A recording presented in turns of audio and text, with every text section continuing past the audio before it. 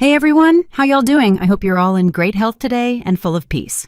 As always, we're going to dive into a gut-wrenching story that is sure to stir your emotions, test your patience, and maybe even get you heated.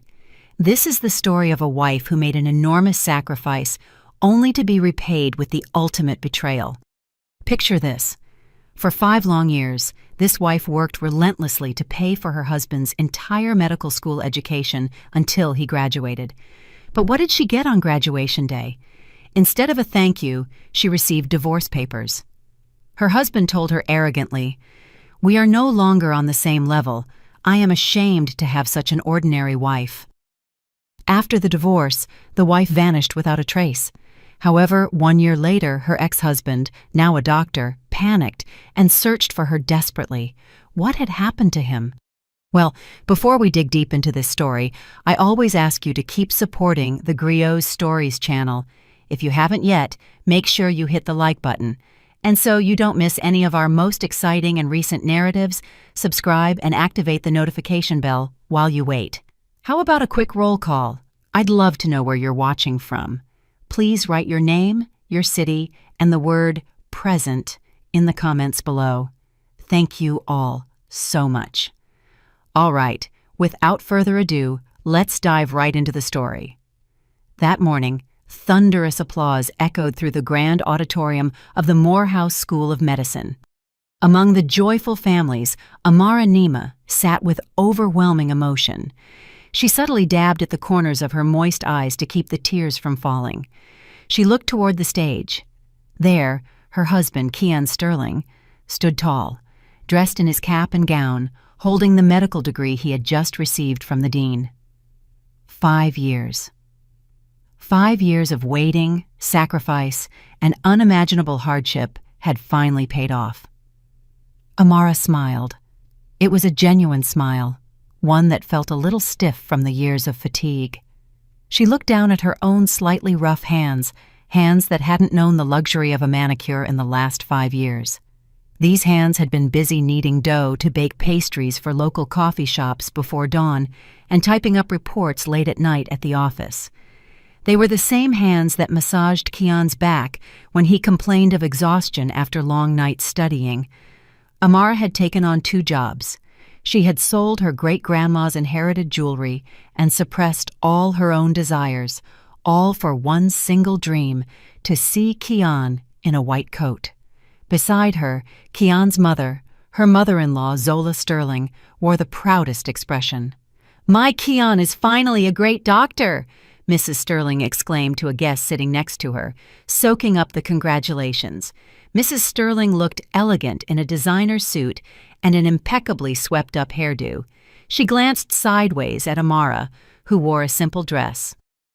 For a long time, Mrs. Sterling hadn't hidden her dislike for Amara, who came from a humble background and, in her opinion, wasn't up to the standard of her brilliant Keon.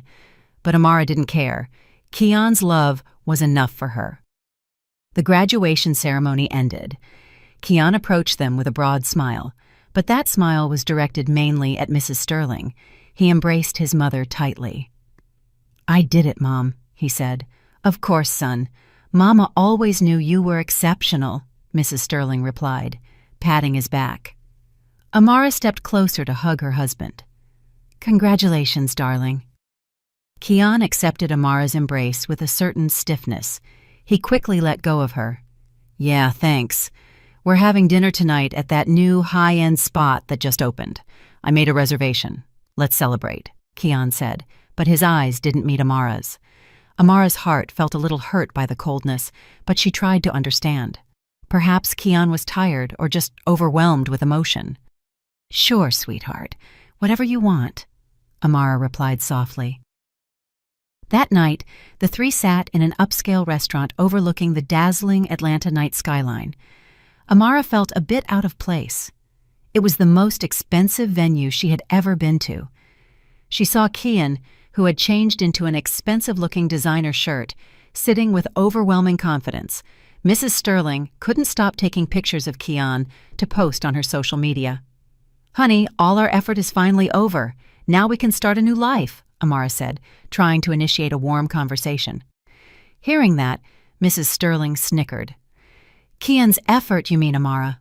My son is a hard worker. He's a doctor now. Of course, his life will be new. He deserves the best. Amara fell silent at the sarcastic comment. She waited for her husband to defend her, to say it had been a joint effort, but Kian said nothing, busy examining the menu. After ordering the food, there was a brief silence. Kian cleared his throat and looked at Amara. This time, his gaze was difficult to interpret. Cold, expressionless, with something strange about it. Amara, I have to tell you something, Kian said. Yes, sweetheart, Amara replied, looking at him expectantly. Kian reached into his new leather briefcase and pulled out a thick brown envelope, placing it on the table right in front of Amara. Amara frowned. What is this, honey? A job offer from the hospital? Mrs. Sterling, sitting next to Kian, smiled smugly. That smile gave Amara a sudden bad premonition. Kian slightly shook his head. No. Open it. Amara's hands trembled a little as she took the envelope. She slowly opened it. Her eyes read the first lines of an official document. Her heart seemed to stop. The luxurious restaurant seemed to stop spinning. The clinking of cutlery from other tables seemed to vanish. There, clearly written, was Petition for Dissolution of Marriage. Amara looked up and stared at Kian in confusion. Her lips trembled. Kian, this is a joke, right?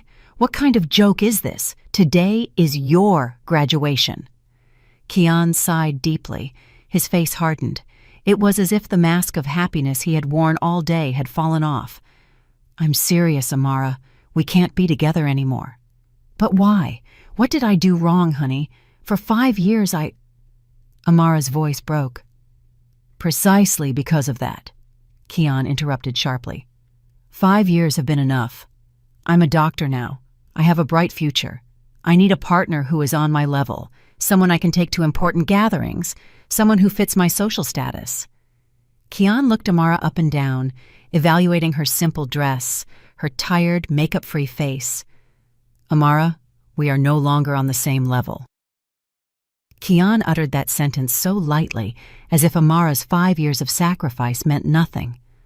I am ashamed to have such an ordinary wife. It was like lightning on a clear day. Amara's head spun. Those insulting words were spoken by the man for whom she had been the breadwinner, the nurse, and the supporter of his dreams. Mrs. Sterling added in a triumphant voice, Did you hear that, Amara? Kian has other standards now. You should have known your place from the beginning. It's better you two separate now before you become a burden and embarrass him among the medical community. Consider the money you earned as a charitable donation. The tears Amara had been holding back finally burst forth. Not a single drop, but an uncontrollable torrent. The pain, the humiliation, and the betrayal shattered her heart. She looked at Kian, searching for some vestige of the man who once loved her, but all she found was an arrogant stranger. She looked at Mrs. Sterling, who was smiling with satisfaction. Amara bit her lip hard to suppress a sob that wanted to escape. She wouldn't give them the satisfaction of seeing her break down in public. With violently trembling hands, she crumpled the divorce notification.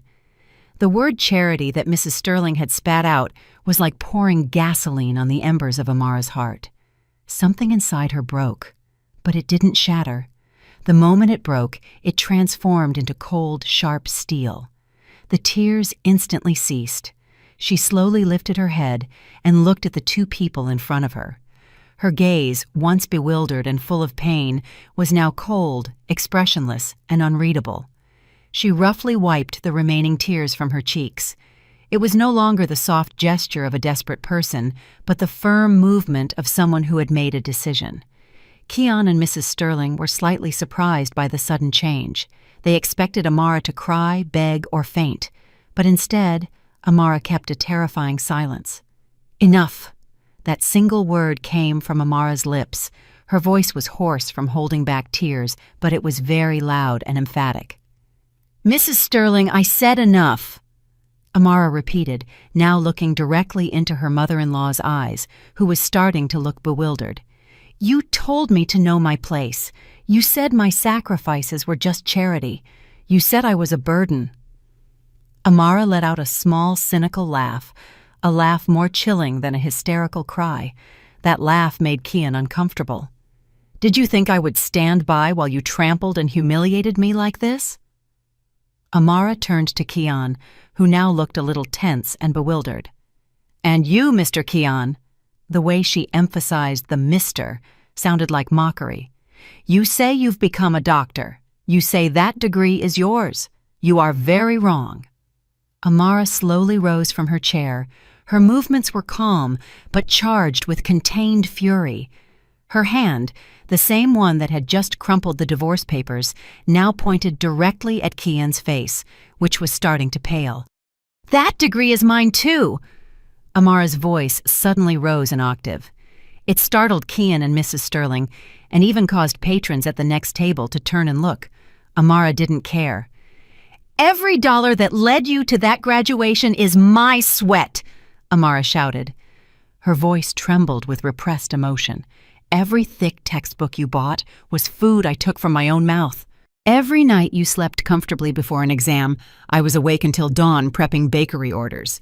You," Amara jabbed Kian's chest with her index finger, "you only borrowed my body, my energy, and my whole life for the last 5 years to buy that degree." Her chest rose and fell, her breathing ragged as she contained the anger that reached her very soul. "You said, I'm not on your level." Amara laughed again, this time louder. "You're right, I'm really not on your level." She alternated her piercing gaze between Kian and Mrs. Sterling. "I will never be on the level of a coward who betrays his wife on his graduation day. And I will never be on the level of a mother who proudly supports her son's betrayal just for social status." Amara picked up her simple shoulder bag that was on the chair. "And remember this, both of you." Amara emphasized every word. "You will regret this." Wounded in his pride as a new doctor and furious at being called out in public, Kian stood up. His face was red with shame and anger. "Amara, sit down. Don't cause a scene. What else do you want? Division of assets? We have nothing. Have you forgotten that all your money went into my tuition?" Kian yelled, trying to intimidate Amara into returning to her submissive ways. But Amara instead smiled, a smile so cold it sent a chill down Kian's spine. "Did you think I was that stupid, sweetheart?" Amara pulled out her mobile phone. She no longer cared about the stares of the people around them. "Did you think I hadn't noticed your disgusting behavior for the last 6 months? You started hiding your phone every time I passed by. You started coming home late with the excuse of group projects, even though your clothes smelled like another woman's perfume.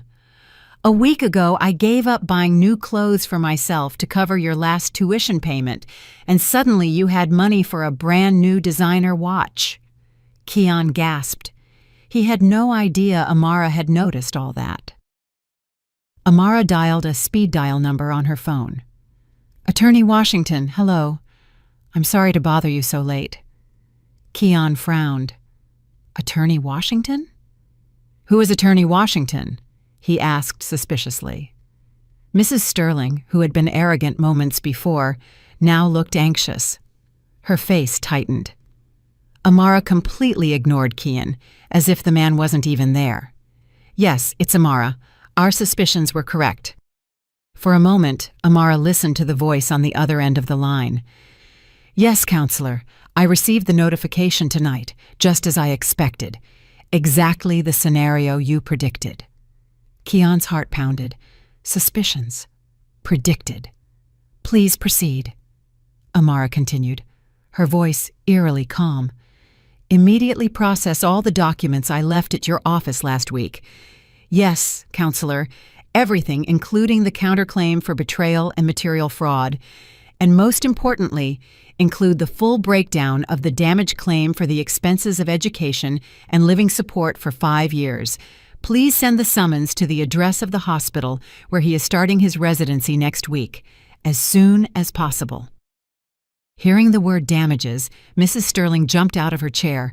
Her face was pale. "Counterclaim? What damages, Amara? Don't make things up. Are you crazy? "You're trying to blackmail my son!" she cried in a panic. Amara finally hung up the phone, slowly putting her mobile back into her bag. She looked at Mrs. Sterling. "I'm not crazy, ma'am. I'm just claiming my rights. You just said this was an investment. Well, I want my investment back. All of it. I have saved every transfer receipt, every tuition receipt, and even every utility bill I paid for the last 5 years." Amara turned to Kian, who was now paralyzed. His lips were tight. "Did you think I would let you walk away freely to find a new life and a new wife on your level with the degree I bought with my blood and tears? You were dead wrong, sweetheart." Amara picked up the divorce notification that was on the table in front of Kian and Mrs. Sterling.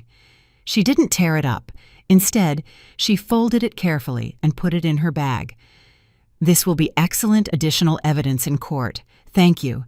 I will not sign your divorce papers," Amara said firmly, "but I will divorce you, and I will make you pay for every drop of my sweat before you can proudly wear that white coat." Without another word, Amara turned, walked out of that luxurious restaurant with a steady stride, leaving Kian and Mrs. Sterling frozen at the table in front of the expensive food they had ordered and hadn't even touched. That night, Amara didn't cry anymore. The burning fury had dried all her tears, leaving only steel determination. Amara's steps as she left the luxurious restaurant were light, but her footprints seemed to burn on the cold marble floor. She didn't cry. A dense fury had frozen her tears. She walked quickly towards the lobby, ignoring the stares of the restaurant staff, who watched her strangely. Her, who had entered as part of a trio, and now left alone with a flushed face. She immediately flagged down a passing taxi and gave the address of Nia Adebayo's, her only friend's studio in the city. During the ride, Amara sat motionless. The city lights, which should have been witnesses to her happy celebration, now seemed like a painful mockery. Kian's arrogant face and Mrs. Sterling's cunning smile kept appearing before her eyes. "We are no longer on the same level." That phrase continued to resonate in her ears like a rusty nail. She gripped the phone in her hand. Attorney Washington's contact was saved there. She wouldn't let this humiliation be the end of everything. It would be the beginning. Nia opened the door to her modest studio with a sleepy look, but her eyes widened in surprise when she saw Amara at her door. "Amara, what are you doing here at this hour? Shouldn't you be celebrating Kian's graduation?" Amara didn't answer. She walked in, and as soon as the door closed, her legs gave way. She leaned against the wall. "He asked me for a divorce, Nia," Amara said in a quiet, hoarse voice. "What?" Nia jumped up in surprise. "You're kidding! No way!" "In the restaurant, the very night of his graduation," Amara repeated, and her voice started to tremble again. Nia immediately hugged her friend. In Nia's arms, Amara's armor collapsed. But it wasn't a cry of desperation. It was a cry of boiling fury. She told her everything. Mrs. Sterling's insults, Kian's arrogance, and the divorce petition. "That miserable parasite," Nia cursed, clenching her fists. "And that mother-in-law. Is she a person or a demon? I told you from the start, Amara. They just used you." "I know." Amara pulled away from the hug and dried her tears. "I've already called a lawyer, Attorney Washington." Nia was stunned. "A lawyer? Since when?" "For 6 months, Amara paused. "Since I realized Kian was starting to change. Since I found evidence he was transferring money to another account behind my back. I just needed the final proof, and tonight he gave it to me." A few weeks later, the atmosphere in the mediation room at family court was very cold and tense. Amara, dressed in a simple but neat dress, sat upright. Her face was calm and expressionless. Beside her, Attorney Washington, a middle-aged man with a calm but sharp appearance, organized a thick file on the table.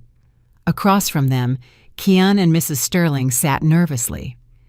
Kian, who was about to start his residency at a prestigious hospital, looked haggard.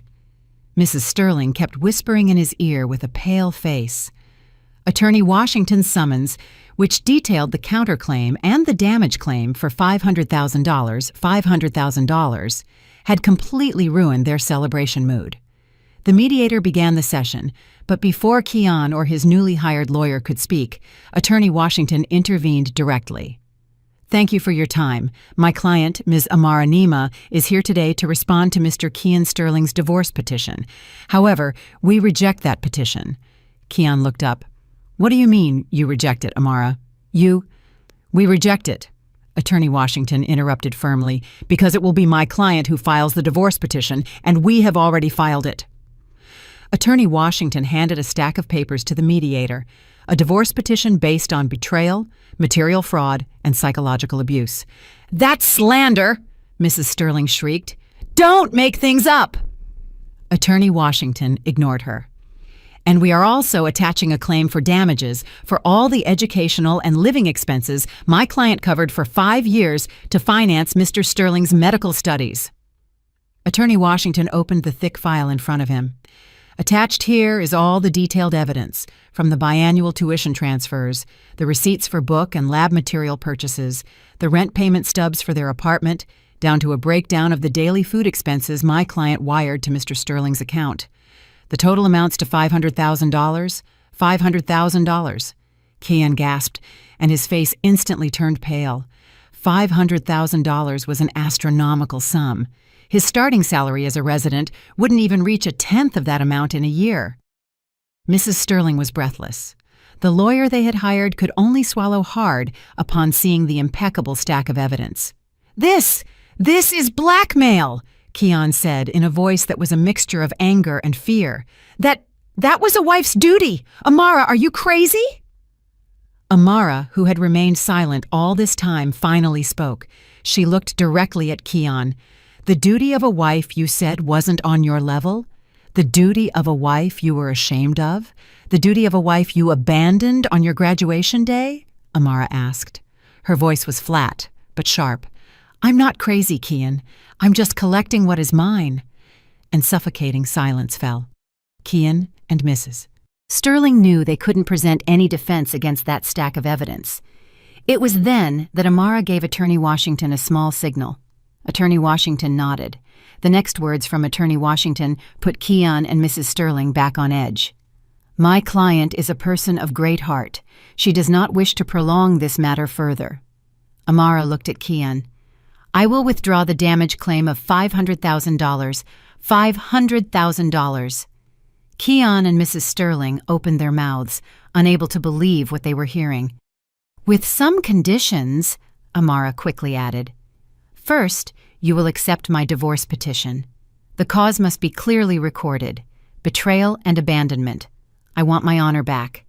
Second, there will be no asset claim. I will not take anything from that house, and you cannot demand anything from me, ever. We are at peace. Third, you both will sign an agreement that you will never again bother me or my family. Fourth, all of this closes today, with no appeals or postponements." Keon looked at Mrs. Sterling. Mrs. Sterling, half terrified at the idea of having to sell her house to pay a debt of $500,000, immediately nodded in panic. Agreed. Sign quickly, Keon," she whispered. Pride was nothing compared to such a huge debt. Keon, his hands shaking from a mixture of shame and relief, signed the agreement. The divorce process was very fast. The judge's gavel fell. Amara was officially free. She left the courthouse without looking back, leaving Keon slumped powerlessly and Mrs. Sterling crying tears of relief. That afternoon, Amara finished packing her last belongings into an old suitcase in Nia's studio. She had sold the rest of her jewelry and had gathered enough money to start a new life. "Amara, that $500,000 was yours. You could have bought a new apartment with that money," Nia said, still unable to understand. Amara closed the suitcase. "I don't want it, Nia. If I accept that money, I'll always be tied to the resentment. It's dirty money, money full of humiliation. I consider that I paid $500,000 for a very expensive life lesson, and I don't want to repeat it. So, where will you go?" Amara smiled. It was the first truly sincere smile in weeks. I want to continue with my dream, the one I put on hold. I want to go back to college. I want to write. I still have a brain, Nia. I still have ambition. Amara took Nia by the shoulders. I promise you, I will leave this city. I will disappear from Kian and his mother's life. I will use all my intangible capital, all this pain, to build something truly great. Someday they will hear my name again, and then they will realize who really wasn't on whose level. Amara hugged Nia tightly. Take care, Nia, and don't tell anyone where I am. Of course, Amara. Chase your dreams. Make them regret it. That night, Amara headed to the bus station. She deliberately chose a distant small town, a place where no one knew her. As the bus began to pull away from the dazzling city that had caused her so much pain, Amara looked out the window. She didn't cry. She only felt immense relief. She vanished with one suitcase, a pile of uncollected sacrifices, and a great promise to herself. 1 year had passed. Time flowed uncompromisingly, changing destinies and turning the wheel of life. On the 15th floor of the most prestigious private hospital in Atlanta, a young man walked with a firm and confident stride. His white doctor's coat was impeccably ironed.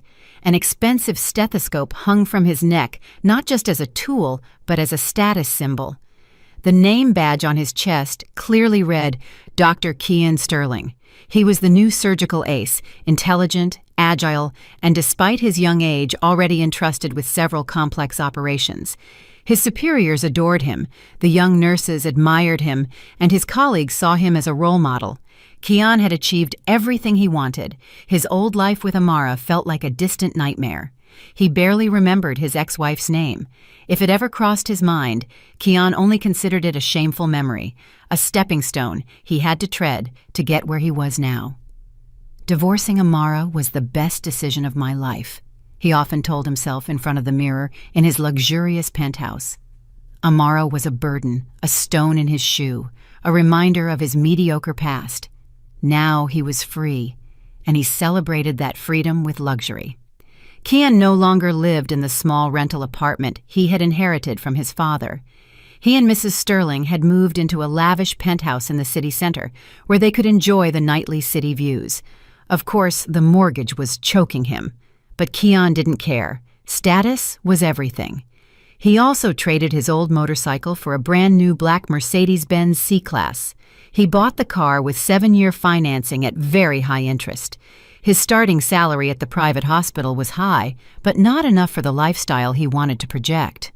Every weekend, Kian spent his nights in high-end restaurants, the kind he had used to humiliate Amara. He bought designer watches, clothes, and joined an exclusive golf club. Ostensibly, Dr. Kian Sterling was the perfect picture of success, but behind that facade, a pile of credit card bills began to accumulate. He juggled 5 different credit cards and had applied for several bank loans under the excuse of renovating the penthouse. Kian's arrogance had perfectly rubbed off on Mrs. Sterling. Her status as a doctor's mother had elevated her social position to a level she had never imagined. Mrs. Sterling was now a full member of a social circle of executives and high-ranking officials' wives. Whenever they met, she spoke of nothing but Kian's greatness. Oh, Kian, of course, darling. He keeps having important surgeries. He didn't get home until 3 a.m. last night, she said one afternoon, while stirring expensive tea in a luxury hotel lobby. In reality, she knew perfectly well that Kian had arrived at 3 a.m. not because of surgery, but because he had attended a party at an exclusive nightclub. Poor me, but what can you do? It's the calling of a noble profession. That boy is so dedicated. The new penthouse, you say, darling? Mrs. Sterling continued as if answering a question. Oh, well, it's modest. 3 bedrooms with a city view. Kian insisted his mother move in. He said she had to be comfortable in her old age. He's such a good son. Mrs. Sterling constantly pressured Kian to find a new partner quickly. Kian, you're a top doctor now. Don't make the wrong choice with your wife again. Look for someone on your level. Professor Evans' daughter is beautiful and graduated from an Ivy League school. Or how about Sarah, the daughter of the hospital director next door? Remember, marriage is now a social investment for your career. She lectured Kian almost daily. Kian simply nodded, enjoying his new status as the most coveted bachelor. The days passed in a cycle of ostentation and debt. Then one afternoon, while Kian presided over an evaluation meeting with younger doctors, something happened. He was speaking with authority, pointing at the presentation screen, when he suddenly felt dizzy. His vision blurred for a second, and he had to grab the edge of the table to keep from stumbling. "Dr. Sterling, are you all right?" asked a junior doctor when he saw his superior's face suddenly turn pale. Kian instantly straightened up. He cleared his throat. "I'm fine, just a little tired. Too many surgeries," he replied brusquely. "Let's continue." He ignored the strange throbbing he felt in his temples. It must be a common migraine, he thought to himself, lack of sleep and too much coffee. But that common migraine started appearing more frequently. A few days later, while having lunch in the hospital cafeteria, still with his arrogant attitude, criticizing the chef's food as subpar, his hand, which was holding the spoon, suddenly trembled slightly. The tremor only lasted a few seconds, but it was enough to make his heart skip a beat. "What is this?" he thought to himself. He clenched his fist under the table, trying to control the shaking. He blamed the air conditioning being too cold. That night, in his luxurious penthouse, the symptom manifested itself more strongly. He had just taken a hot shower and was preparing to go out to a dinner Mrs. Sterling had organized to introduce him to a woman. He was standing in front of a large mirror, adjusting an expensive tie. Suddenly, the world around him seemed to tilt. His head throbbed intensely, as if thousands of needles were piercing it. His vision completely blurred, and a loud ringing echoed in his ears. He staggered backward, hitting the dresser behind him. Expensive perfume bottles fell to the floor. "What? What's happening?" Kian whispered, clutching his head, which felt like it was about to explode. He collapsed onto the floor. He couldn't breathe. A cold sweat drenched his face and shirt. As a doctor, danger alarms sounded in his head. This was not common fatigue or a migraine, but his enormous ego refused to admit it. He couldn't be sick. The great Dr. Kian, at the peak of his career, couldn't be sick. He crawled to the medicine cabinet and pulled out 2 high-dose painkillers. He swallowed them without water. 15 minutes later, the pain slowly subsided. He still felt a residual throbbing, but he looked at the broken mirror on the floor. His face was pale. The phone rang. It was Mrs. Sterling. "Kian, where are you? Sarah and her family are waiting. Don't embarrass your mother." Kian took a deep breath, trying to gather his remaining strength. "Yes, Mom, I'm coming. There's traffic," he lied. He stood up. His body was still trembling slightly.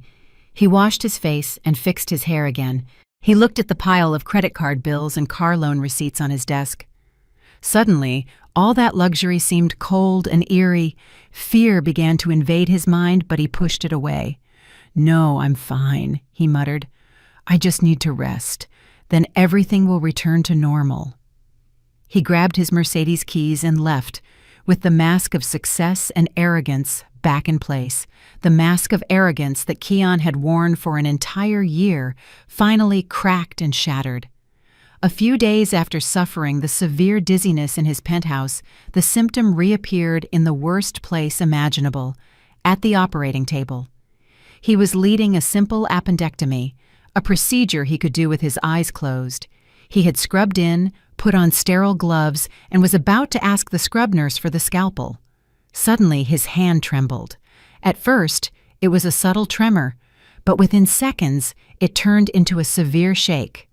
The scalpel he had just received almost slipped from his hands. "Doctor," his assistant said cautiously behind his mask. His eyes showed perplexity. Time seemed to stand still in that cold operating room. Kian looked at his own hand, stunned. He couldn't stop it. Cold sweat, drops the size of corn kernels, began to soak his temples. I... He tried to find an excuse. "The size of this glove is wrong. Change it," he whispered. But when he tried to remove the glove, the tremor became even more evident. The assistant and nurses exchanged glances. Kian, the star surgeon known for his steady hands, was now shaking like a person freezing cold. "Dr. Sterling, are you sure you're okay?" the assistant asked again. Now there was concern in his voice. "I said I'm fine," Kian snapped, but he knew he couldn't continue. "Take over," he ordered his assistant in a strained voice. "I suddenly feel ill. Heartburn." He threw the scalpel onto the instrument tray and hastily left the operating room, leaving a big question mark on his entire team.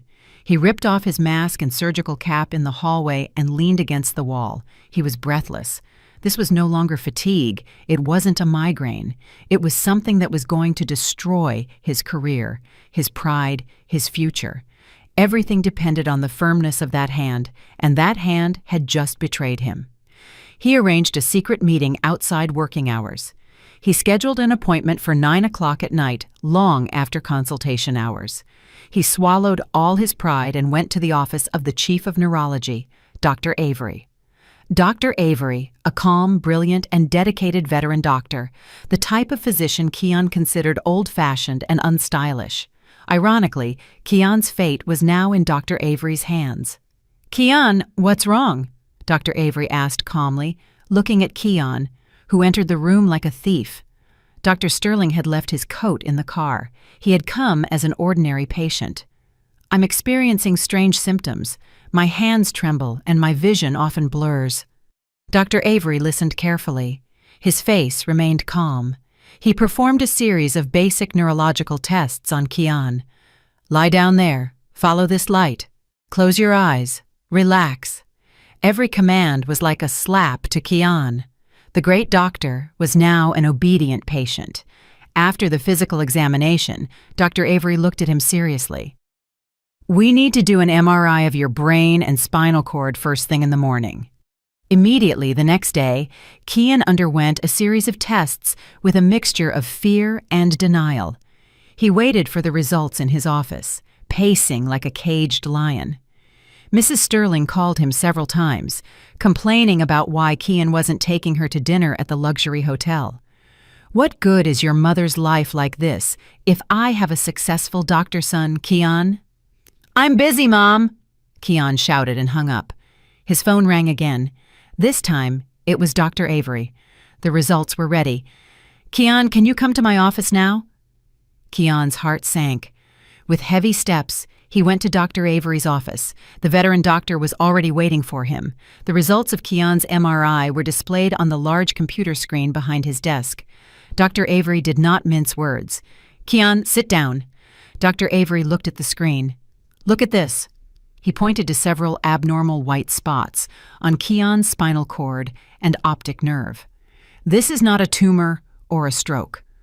"Then what is it?" Kian whispered, his voice trembling. "It's a rare, very aggressive autoimmune disease." The rumors spread faster than a hospital infection. Dr. Sterling shook during an operation. He almost dropped the scalpel. He canceled 3 major scheduled surgeries. Kian locked himself in his office, rejecting all calls. His pride was shattered. He knew he couldn't keep ignoring it. He had to find out what was going on, but he was too embarrassed to be examined by his colleagues. However, the fear of losing everything was greater than his shame. "The treatment here will only slow the progression, Kian. It won't stop or reverse the damage that has already occurred. Given that your profession is a surgeon, we need a radical solution." "Which one? What is the solution? Tell me." "A hematopoietic stem cell transplant will reset your immune system. It's your only hope of being able to hold a scalpel again." A small hope lit up in Kian. "Okay, let's do it. When can we schedule it?" Dr. Avery sighed deeply. "This is the hardest part.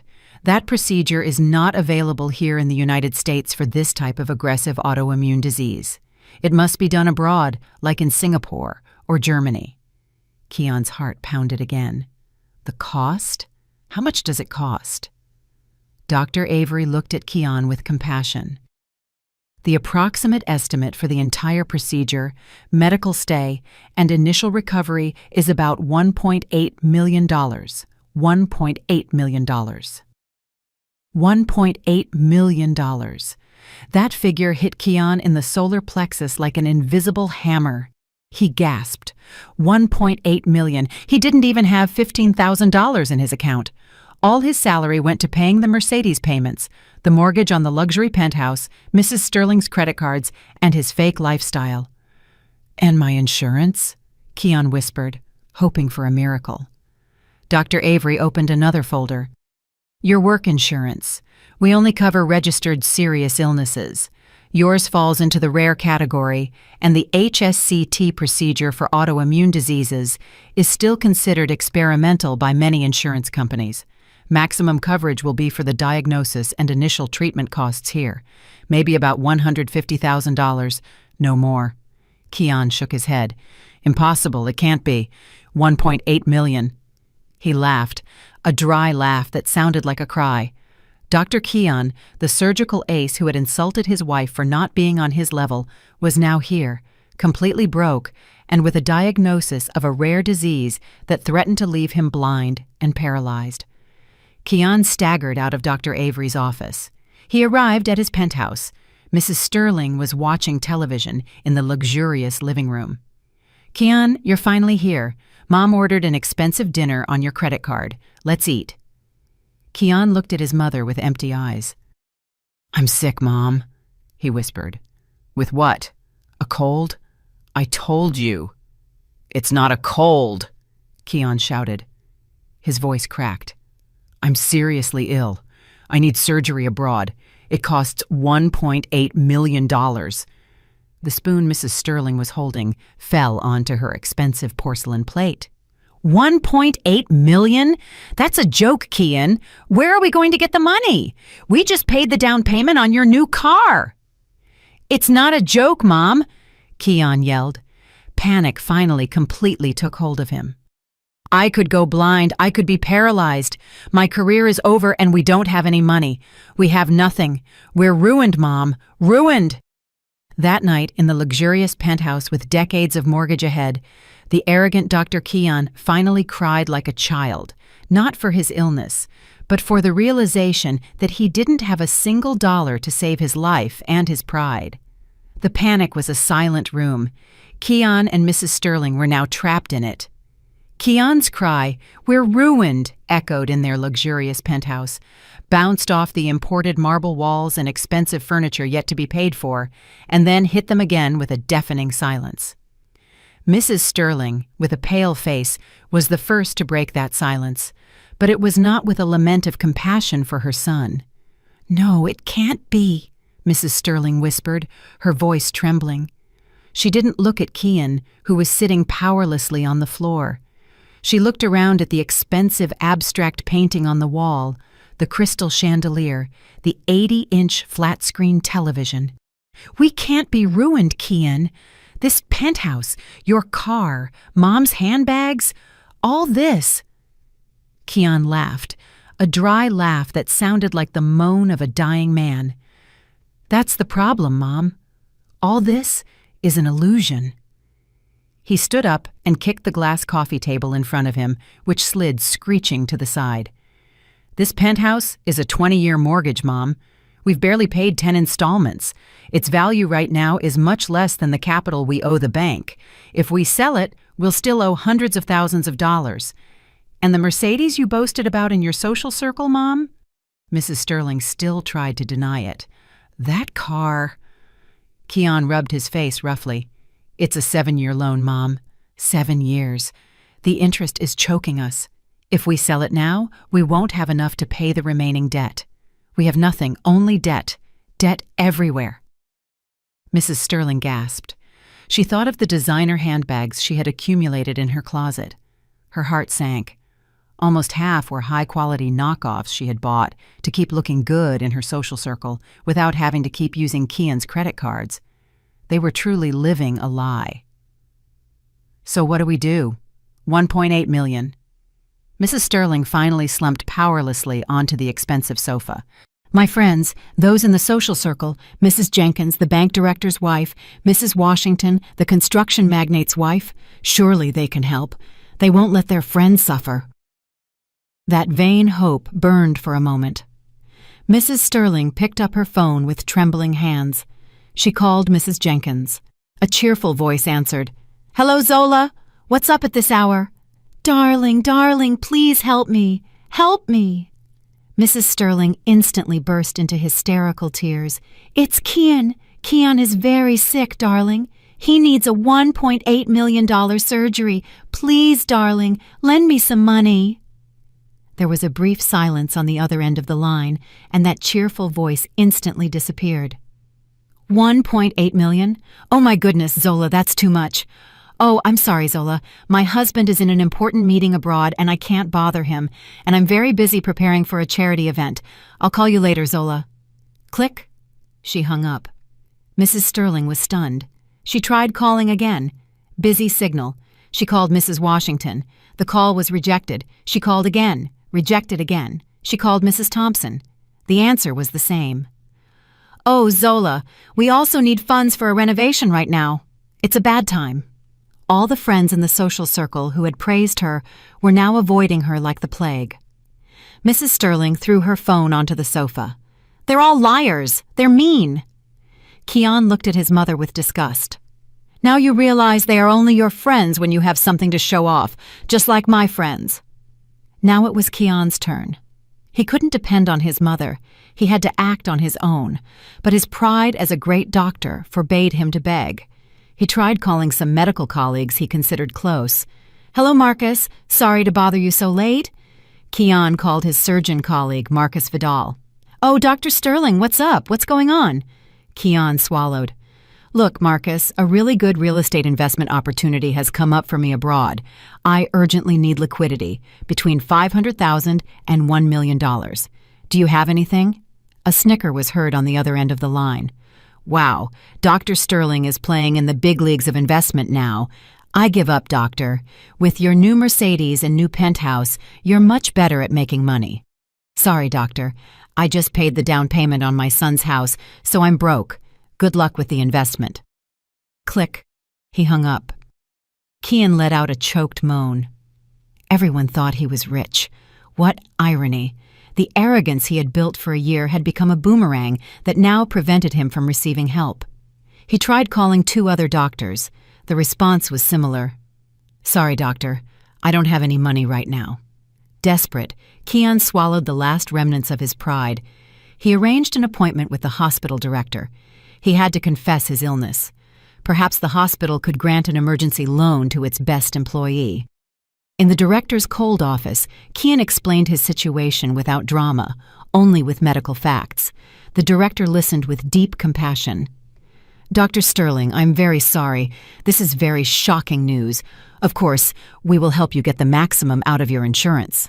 "But, Director, the insurance only covers $150,000. I need $1.8 million, Kian pleaded.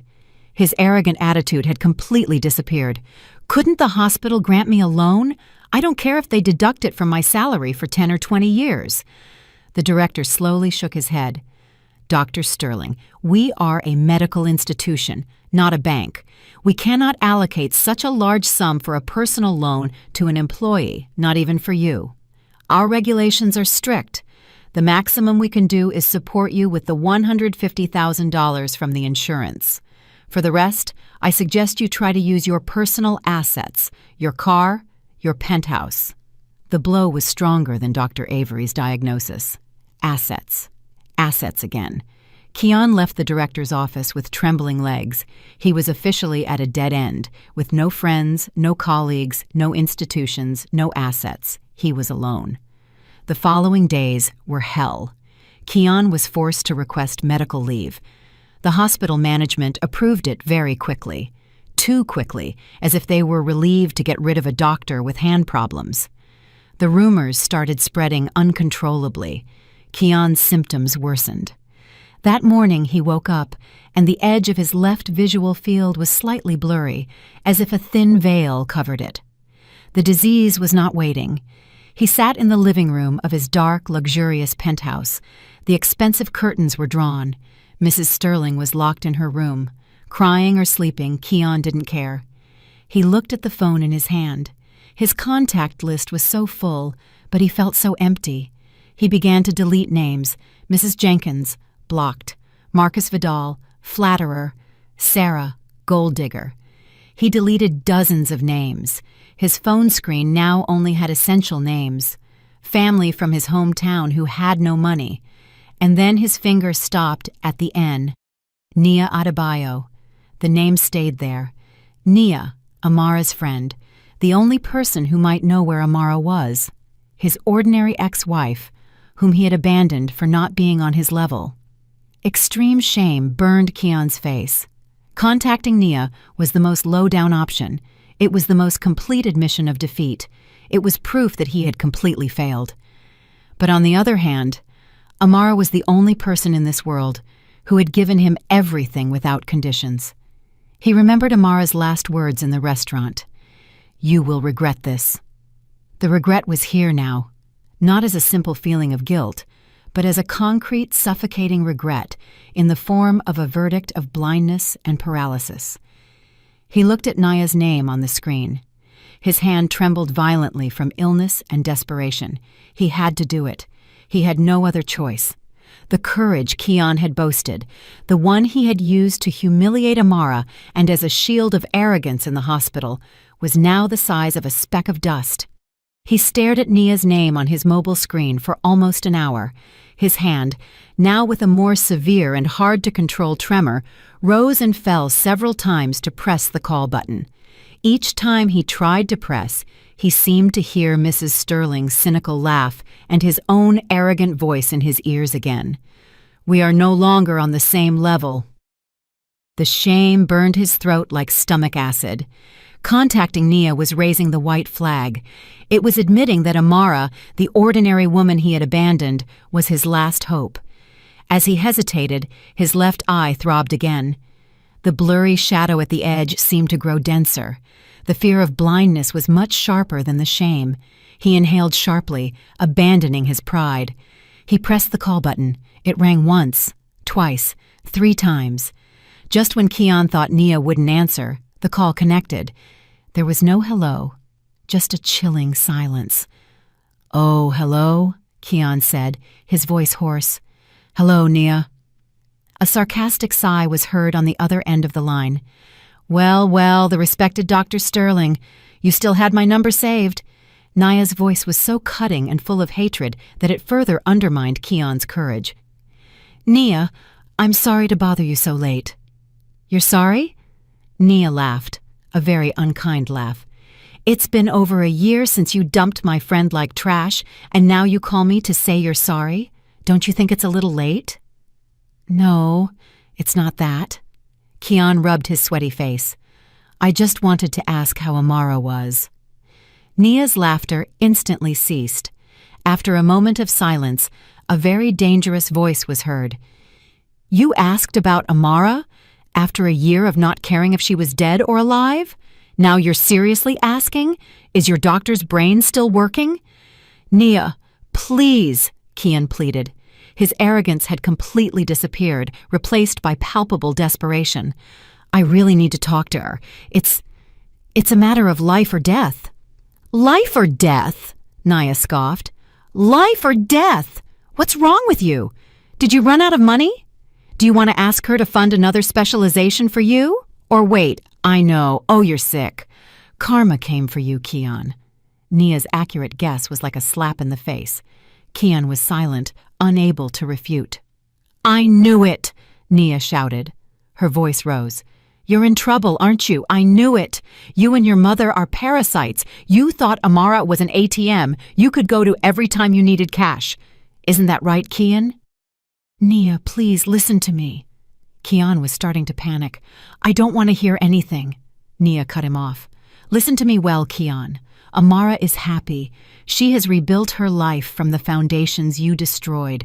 She has forgotten about parasites like you and your mother. Don't you dare bother her again, and don't contact me again." Click. The call cut off. Keon stared at his mobile screen, stunned.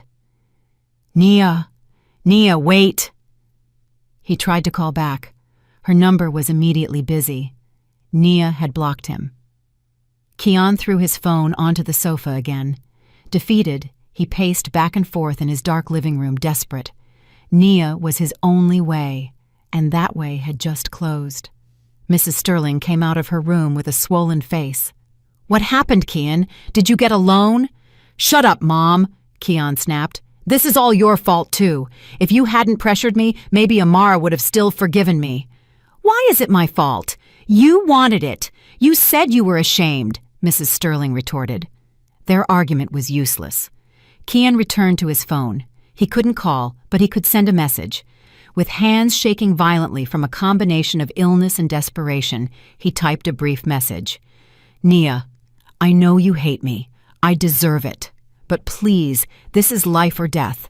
I need Amara's contact. I'm sick. I have nowhere else to turn. I will pay her back. Please, last chance." He stared at the screen for a long time, his hope faded. Nia really didn't care. Of course. Why would she care? Keon threw his phone again. It was over. His life was over. But an hour later, a message notification sounded. It was from Nia. Keon's heart pounded. He rushed to open it. It wasn't an address or Amara's phone number. It was just a cold response. "Do you think Amara is still the old one? The ordinary Amara you could trample on whenever you wanted? Do you think she'll hear you're sick and cry with pity? How funny." Keon slumped. Nia was just mocking him, but underneath that, there was another message. "The Amara of now is too busy running her new foundation to remember the trash of the past. If you really need help, look for it yourself. Don't be a coward." The message ended there, but Keon was fixated on one word. Foundation. What foundation? Amara had a foundation. That ordinary Amara. Were Nia's words a trap or just another taunt? With trembling hands, he rushed to the laptop that was on the table. With his blurry left eye, he had to bring his face close to the screen. He opened a search engine. What should he type? Nima Foundation. He typed it. The first result froze him. It wasn't a social media account or a personal blog. It was a professional website, the Nima Foundation. Keon's heart seemed to stop. He clicked the link. A very sleek and professional homepage opened. On the front page was a photo of a woman. It was Amara. But it wasn't the Amara he knew. The Amara in the photo wore a well-fitted dark blue suit jacket. Her hair was cut into a neat, elegant bob. She was standing in front of a modern building, smiling slightly at the camera. Her smile was no longer the soft smile of a submissive wife. It was the smile of a leader, dignified, confident, and cold. On the lobby wall of the building behind her was a large silver plaque that read, "The Nima Foundation, broadcasting good, building the future." Keon scrolled down with trembling hands. He read the section about the foundation, founded by Amara Nima, author of the autobiographical bestseller, The Debt of Dreams. The Nima Foundation is a nonprofit organization dedicated to helping those struggling to get ahead. Author of a bestseller? When had Amara written a book? He continued reading. He reached the Our Main Program section. There were several, and his eyes fixed on the main program, the Scholars Beacon Grant. Full scholarships and emergency surgery funding for outstanding medical students from underserved backgrounds. The laptop almost fell off his lap. Keon felt a lump in his throat. This is impossible. It's a joke. It's a nightmare.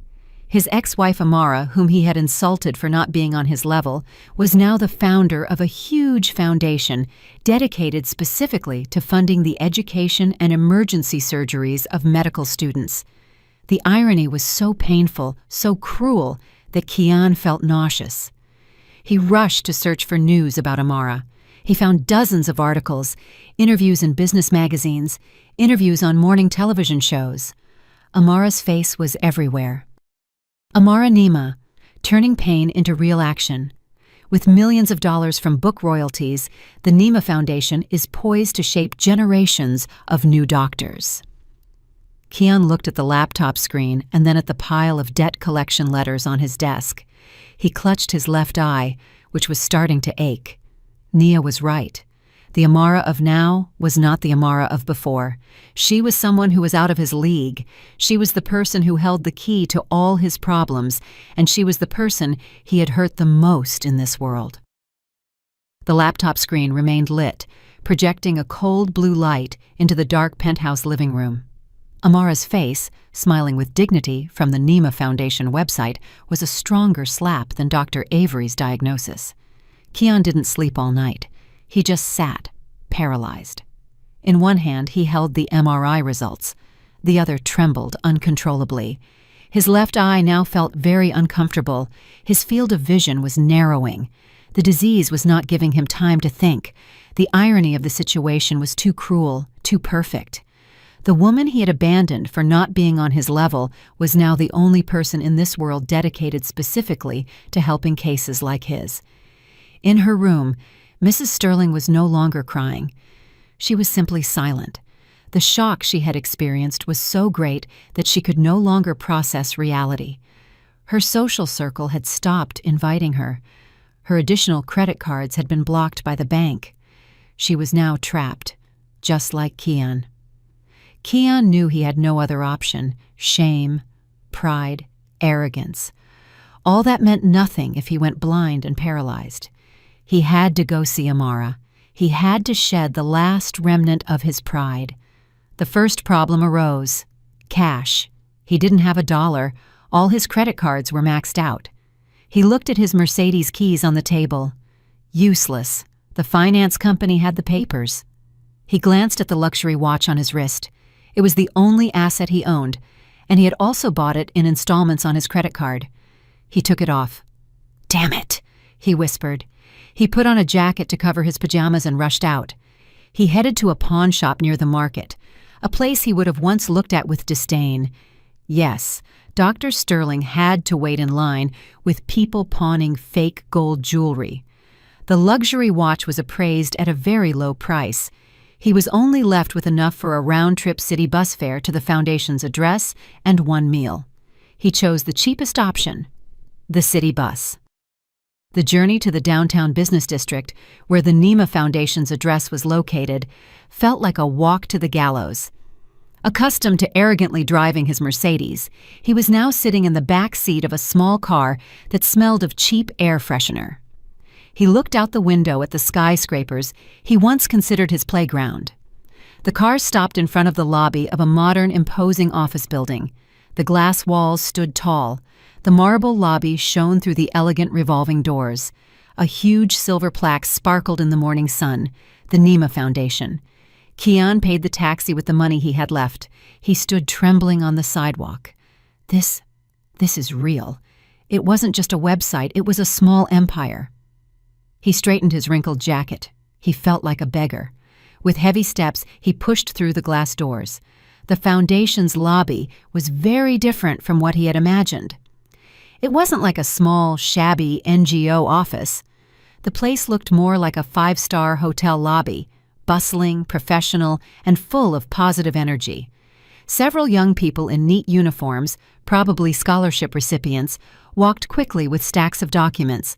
The walls were decorated with large photographs. Amara shaking hands with the president of a university. Amara inaugurating a rural clinic. Amara smiling, surrounded by admiring medical students.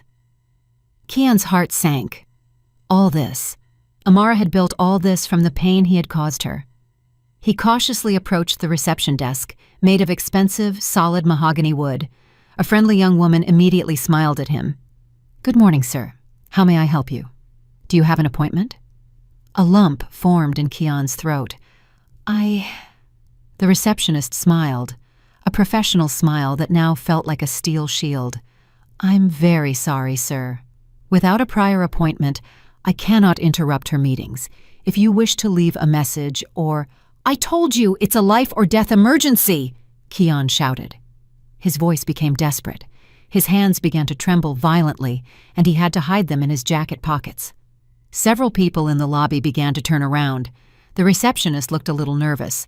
Her hand almost reached for the phone to call security. "What is all this commotion?" A calm, deep, and very familiar voice was heard from the direction of a private elevator in a corner of the lobby. Keon froze. He recognized that voice.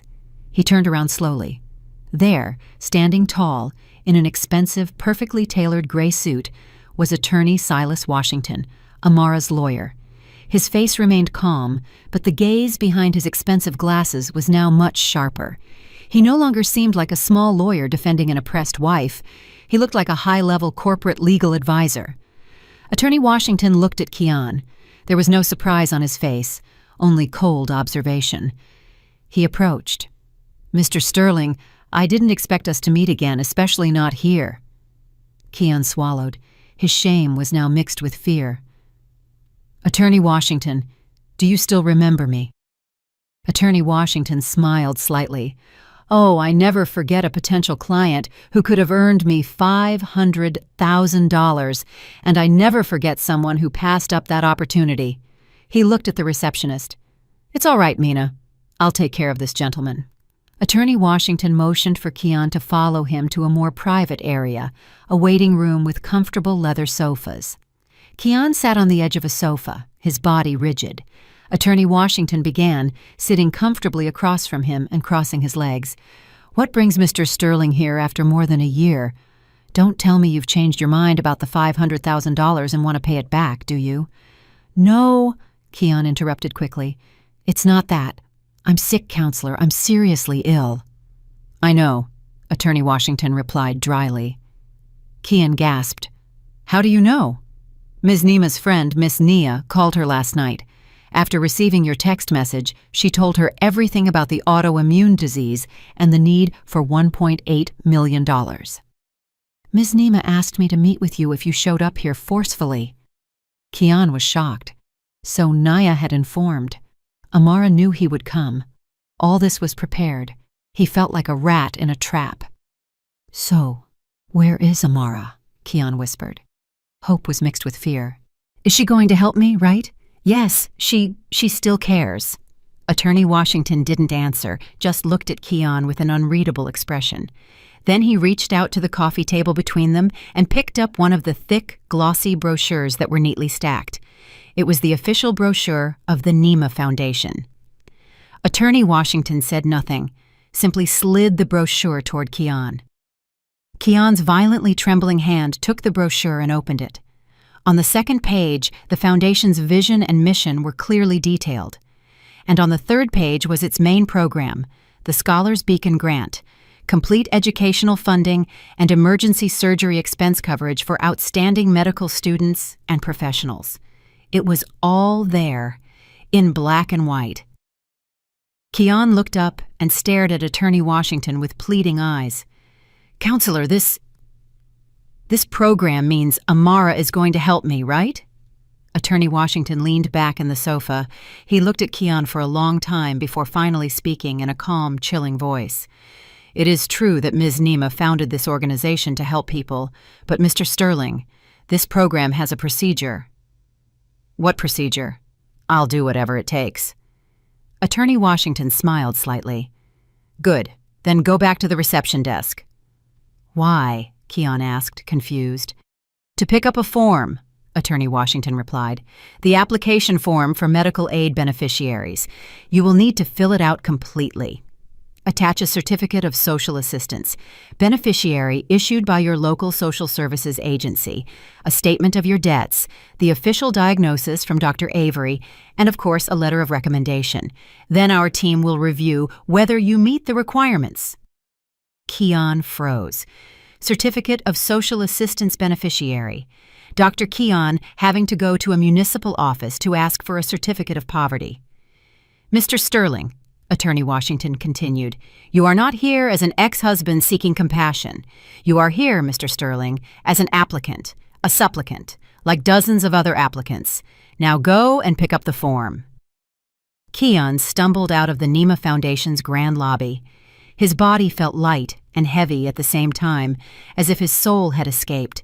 In his hand, he held a brochure and a few sheets of an application form that felt heavier than Dr. Avery's verdict. Application form for medical aid beneficiary. Certificate of Social Assistance Beneficiary issued by the local social services agency. Those words danced before his increasingly blurry eyes. Yes, Dr. Keon, whose photo had appeared in the hospital's internal health magazine, now had to beg for a certificate of poverty at a municipal office. It was a level of humiliation he had never imagined. Attorney Washington didn't even escort him to the door. He let him leave alone, passing between the curious glances of the young employees who had seen him enter with the lawyer and now saw him leave with a pale face. He arrived at his penthouse, which now felt like a luxury prison.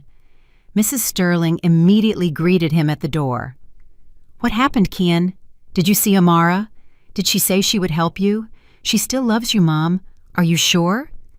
Kian didn't answer. He walked directly to the dining room table and threw the application form onto the marble table. "Read it," he whispered. Mrs. Sterling picked up the papers. Her eyes widened as she read the title of the form. "What is this? Why do you have to fill out a form? She's your ex-wife." Then her eyes fell on the list of requirements. Attach certificate of social assistance beneficiary issued by the local social services agency. Mrs. Sterling's voice sharpened. "Amara is crazy! She wants to humiliate us! She wants to make us beg!" "She succeeded, Mom," Kian yelled. His voice cracked. He punched the wall next to him, but his fist trembled so much that it felt weak. "She managed to turn me into a beggar. Do you think I have another option, huh? Do you want me to go blind? Do you want to push my wheelchair in this penthouse that the bank will foreclose on next month?" Mrs. Sterling was silent. Her face was pale. Reality hit her mercilessly. "Grab your bag, Mom," Kian ordered coldly. "We're going to the social services office right now." "But Kian, I'm embarrassed," Mrs. Sterling wailed. "What are you more ashamed of? Going to the social services office or having the debt collectors come and throw you out of this penthouse in front of all your social circle friends?" Mrs. Sterling couldn't argue. With a trembling body, she got dressed. She deliberately put on large sunglasses and a face mask, hoping no one would recognize her. The trip to the social services office was the most humiliating of their lives. They couldn't drive their Mercedes, whose taxes were overdue. They had to take a city bus that dropped them right at the peeling door of the municipal office. As soon as they entered, all eyes were on them. Employees busily typing, other citizens queuing for aid. They were a sharply contrasting sight. Mrs. Sterling with her hidden knockoff handbag, and Kian, the young doctor with a familiar face, now sitting in a cracked orange plastic waiting chair. "Hey, isn't that Dr. Sterling from the Heights?" whispered one employee to his colleague. "Yeah. What's he doing here?" "This is the social assistance window." Kian simply lowered his head, clenching his trembling hands on his knees. Mrs. Sterling pretended to be busy with her phone, although the screen was off. When their turn came, Kian approached the window with heavy steps. "Good morning, sir. How may I help you?" "I want to apply for a certificate of social assistance beneficiary," Kian said in an almost inaudible voice. The employee looked up in surprise. "Excuse me, sir. For whom?" "For me, Kian Sterling." The employee looked him up and down. "You're Dr. Sterling, the one from the Heights, right? Excuse me, but you don't look like it." "I'm sick," Kian shouted. His voice rose. "I'm seriously ill. I need a $1.8 million surgery. I don't work anymore. I'm ruined. I have no money. Just give me the form." The entire office fell silent. All eyes were on Kian. Mrs. Sterling wanted to faint right there. This humiliation was worse than death. After a process that felt like an eternity, filled with looks of suspicion and sharp whispers, that precious piece of paper finally was in Kian's hands. Certificate of Social Assistance Beneficiary. The municipal office stamp felt like a red-hot mark burning his palm. That night, Kian couldn't sleep. He sat at his desk under a dim reading lamp, filling out page by page the NEMA Foundation application form. Applicant name, Kian Sterling. Profession, inactive surgeon. He reached the debt status section. He wrote everything one by one, swallowing his pride with every movement of the pen, the Sterling Heights penthouse. Mortgage, $1 million. Mercedes C-Class vehicle loan, $225,000. Bank, a credit card, $25,000, Bank B. Credit card, $25,000. Bank C, personal loan, $15,000. The total reached $1.3 million. In the assets owned section, he wrote one word, none. He attached the certificate of social assistance beneficiary, copies of all his debt collection letters, and Dr. Avery's diagnosis. It was a perfect dossier of his bankruptcy and his failure. The next morning, he returned to the foundation building. This time, his appearance was even more disheveled. He hadn't shaved, his eyes were red. He handed the thick file to the receptionist, Mina, who received it with the same professional smile. "Yes, sir.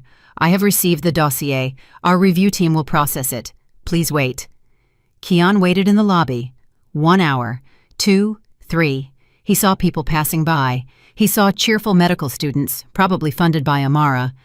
Just when he thought they would tell him to leave, Attorney Washington appeared from the elevator. "Mr. Sterling, Ms. Nima will receive you now." Kian's heart seemed to stop. It was time. He followed Attorney Washington like a lamb to the slaughter. They went up in the private elevator to the penthouse floor, the highest one. The elevator doors opened directly to a very spacious office. The walls were glass, offering a 180-degree view of the city. In the center of the room, behind a huge, neat mahogany desk, Amara was sitting. Kian held his breath. The Amara he saw now was not the one in the photos. She was much more imposing. Her hair was pulled back in a neat, modern bun. She wore an elegant emerald silk blouse. Her face was subtly but firmly made up. She was reading something on her computer screen. She didn't look up immediately when Kian and Attorney Washington entered. "Ms. Nima, Mr. Sterling is here," Attorney Washington said softly. Amara finished reading, then slowly lifted her head. Her eyes were what had changed the most. Before, they were full of love and adoration. Now they were cold, calm, and sharp, like those of a bird of prey. There was no love or hatred, only calculation. "Mr. Sterling, please sit down," Amara said. Her voice was flat. Not Kian, but Mr. Sterling. Kian sat in a stiff chair across from Amara's desk. He felt like an accused man. Attorney Washington stood silently in a corner of the room. "We have reviewed your application," Amara began. Her voice was as calm as if she were talking about the weather. She picked up the MRI he had submitted. "The diagnosis of an aggressive and progressive autoimmune disease from Dr. Avery. Need for funds of $1.8 million.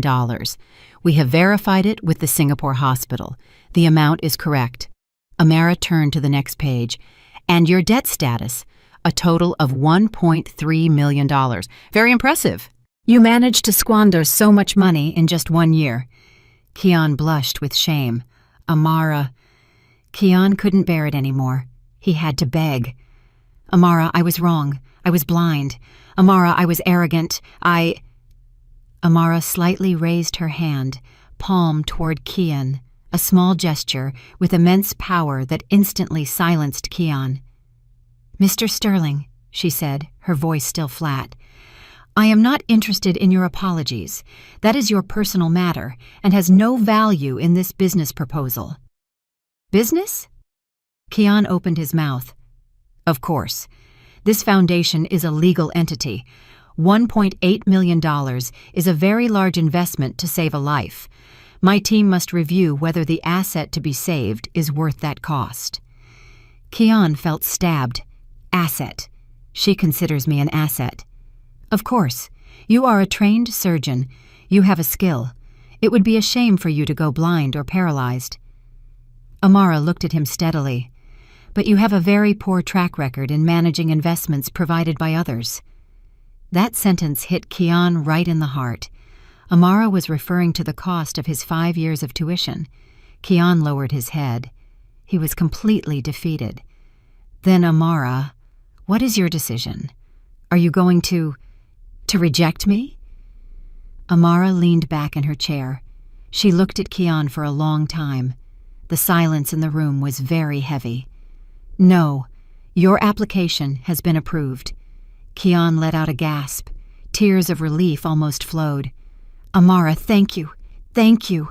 I promise I'm not finished yet," Amara cut him off. Her voice was still icy. "The foundation will cover the entirety of the $1.8 million for your surgery in Singapore." "Oh, God, thank you, Amara, thank you." "And," Amara continued as if Kian hadn't spoken, "the foundation will also take over all your consumer debt. The $1.3 million. Kian was speechless. "What, Amara? You're going to pay my car payments? My penthouse mortgage?" "Correct. I do not want your assets to be bothered by collectors while you recover." Kian couldn't believe it. This was more than he expected. "Amara, I don't know what to say." "Say nothing, because this is not a gift," Amara said. "It is not charity or compassion." Amara stood up and walked to the large window, looking at the city below. "It is a grant, an employment contract." Kian tensed up. Employment contract? Amara turned around, her eyes fixed on Kian's. There was no trace of love in them, only pure business. "The Nima Foundation will invest a total of $3.1 million in you. After you fully recover, and you will recover, you will no longer be the arrogant, free Dr. Sterling. You will be an asset owned by the Nima Foundation." Kian looked at Amara in disbelief. An asset owned by the foundation? Exactly. Amara sat back down in her chair as if closing a routine business deal. She gestured to Attorney Washington. Attorney Washington stepped forward and placed a thick black leather folder on the desk in front of Kian. "Read it, Mr. Sterling," Attorney Washington said. "That is your employment contract." Kian's trembling hand opened the folder. Inside were not one, but dozens of sheets of dense legal contracts, including a debt assignment agreement and a dedication contract. Amara began to explain. Her voice was flat and emotionless, as if reading a financial report. "First, the foundation will settle the entirety of your $3.1 million in debt within 24 hours. $1.8 million for your surgery, and $1.3 million to pay off the mortgage, car loan, and all your credit cards." Kian swallowed. "Second, all assets related to those debts, the Sterling Heights penthouse and the Mercedes C-Class vehicle, will be seized by the foundation as collateral. Attorney Washington's team will handle the eviction tomorrow morning. You and your mother have until tonight to pack your bags." Kian gasped. "Eviction? But where will I live?" "Third, the foundation will provide you with basic accommodation for the duration of the contract, a room in our clinic staff residence. Fourth, this contract is binding. You will dedicate your medical career under the auspices of the Nima Foundation, taking into account that the foundation's total investment in you is $3.1 million, and the standard salary for a physician in our clinic is $4,500 per month." Amara picked up a calculator from her desk and typed in silence. "You will be under an exclusive dedication contract with us for 28 years. 28 years. Kian deflated. It was a life sentence. "However," Amara continued as if reading his mind, "if you perform exceptionally well, our foundation has an early release program for assets of excellence. If you can demonstrate exceptional dedication and service in a remote area, your contract could be reviewed." "Remote area?" Kian whispered. "Surely you didn't think I would assign you to a luxury hospital in Atlanta, did you, Mr. Sterling?" Amara smiled slightly. It was the first smile Kian saw, and it was the most terrifying. "You will be assigned to our service clinic in a small town in the Mississippi Delta, an 8-hour drive from the city." Kian bowed his head. He had no other choice. Sign a 28-year contract in a remote town, or go blind, paralyzed, and pursued by collectors in jail. "I'll sign," Kian whispered. "A wise choice," Amara said. She held out an expensive pen to him. Kian took the pen. His hand trembled violently, half from the illness, half because his fate had just been sealed. He signed every page Attorney Washington pointed to. "Good," Amara said, as soon as the last signature was completed. "Attorney Washington will take you to the bank to open a new account in the foundation's name and will prepare your departure for Singapore the day after tomorrow. Work hard, Dr. Sterling." Amara returned to looking at her computer screen, completely ignoring Kian, as if the meeting were over and Kian was no longer in the room. 2 days later, Attorney Washington's team arrived at the Sterling Heights penthouse. Mrs. Sterling, who thought Amara would change her mind and let them stay, cried hysterically, "Amara, you're wicked! How can you do this? This is our home. Where are we going to live?" Attorney Washington simply showed a valid seizure order. "I'm sorry, ma'am. This mortgage has been paid by the foundation. According to the contract, this asset becomes the property of the foundation. You have 1 hour to collect your personal belongings." The arrogant Mrs. Sterling had to force her clothes into a suitcase while listening to the gossip of the penthouse neighbors. Kian's Mercedes was towed from the underground garage. Mrs. Sterling was taken by taxi to a small, suffocating rental apartment on the outskirts of the city, whose first 3 months of rent were paid by the foundation. After that, she would have to fend for herself. Meanwhile, Kian underwent the operation in Singapore. Everything went well. Stem cell technology managed to reset his immune system. His recovery process was long and solitary. There was no Mrs. Sterling to care for him, no colleagues to visit him, only a nurse hired by the foundation. 2 months later, Kian returned to the U.S. He was fully recovered. His hands no longer trembled. His vision was clear again, but he was no longer a free man. He was picked up at the airport by a foundation employee. He was handed a simple uniform shirt with the NEMA Foundation logo and was immediately transported to the bus station. An 8-hour journey on a hot, regular bus, and then a 2-hour motorcycle taxi ride down a dirt road. He finally arrived at the service clinic, a simple white building in the middle of a town surrounded by cotton fields. There was no air conditioning, only fans. There was no high-tech equipment, only a stethoscope, a blood pressure monitor, and basic medications. The former surgical ace, Kian, now had to treat coughs, colds, diarrhea, and assist with births using basic equipment. At first he felt furious, resentful, and humiliated. But he had no other option. Every day, he worked under the strict supervision of the clinic director. Back in Atlanta, Mrs. Sterling suffered. The money for the 3 months ran out.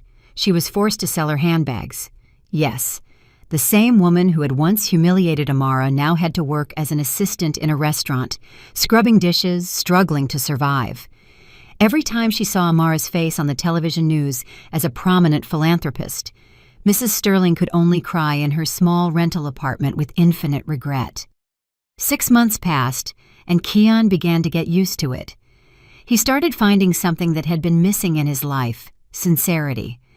He saw the patients in the town who were simply grateful for an examination. He helped a child with a broken arm using basic tools. He realized that the meaning of being a doctor was not luxury or status. One afternoon, a helicopter landed in the town field, surprising all the residents. Kian, who was treating a farmer's wound, looked up. Amara stepped out of the helicopter, accompanied by Attorney Washington. She had come for a routine inspection. Amara, dressed in a neat linen shirt, entered the clinic. She saw Kian, who was now slightly tanned by the sun. His uniform shirt was soaked in sweat. Amara did not greet him personally. She checked the medication inventory books and patient records. She stopped in front of Kian, who was comforting a child crying over an injection. Kian's hand, which once trembled from illness and arrogance, was now very firm and gentle as he patted the child's back. Their eyes met for a moment. Kian inclined his head in greeting. "Good morning, Ms. Nima. The daily patient report is on the clinic director's desk." Amara looked at him for a long time. There was no longer anger in her eyes, only the gaze of a leader toward her employee. "Good work, Dr. Sterling. Keep it up. You have 27.5 years left." Amara turned around and returned to her helicopter. Kian watched as the helicopter flew away. He sighed deeply. He really wasn't on Amara's level. Amara was in the sky, and he was on the ground. Amara had won perfectly. She had not only recovered her money, she had not only taken revenge. She had taken Kian's life, destroyed it, and then rebuilt it into her own version, not as an arrogant husband, but as a dedicated physician. Amara had managed to broadcast good in the most painful and just way possible. A brief lesson. Arrogance is debt with the highest interest. It will be collected when we are least prepared. Sincerity, on the other hand, is an investment. It will often be returned twofold in the most unexpected ways. Did you like the story, and which city are you listening from? Let's meet in the comments. If you liked the story, you can support me by sending a super thanks so I can keep bringing more stories like this. Thank you so much for your sweet support. I'm looking forward to your comments on the story. On the screen, you can see 2 new life stories that I highly recommend. There's so much more on my channel. Don't forget to subscribe. See you in the next life story with love and respect.